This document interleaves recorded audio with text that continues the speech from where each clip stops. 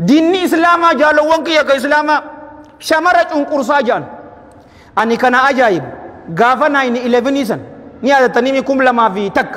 September jechuudha gaafa dhoomte Ameerikaa qofa keessatti bar jaalawwan kiyya ka islaamaa nama 60,000 baatii sadii keessa islaamoy Awurooppaa keessa nama 22,000 jaalawwan kiyya islaamoy dhibbarraa 60 shamaraatuutu islaamoo ta Facebook irratti ustaadii barakallahu fiik jazakumullahu khairan warri isiniin joo jaalawwan kiyya ka islaamaa ustaadoota keenyaa fi ulamaa'ii keenyaa warri joo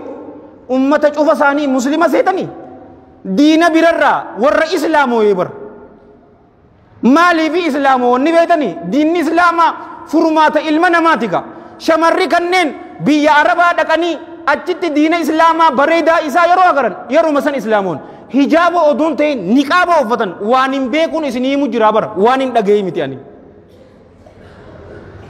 ni injifatamanii isaa jee bara akka fade akkas jaaniinis uma islaamuma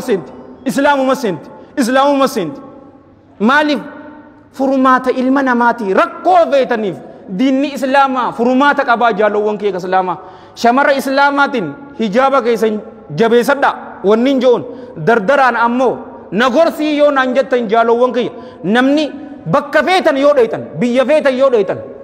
dalagaas yoo dheeytan booddee keessan bar mana keessanii deebitan saa wallaamaasa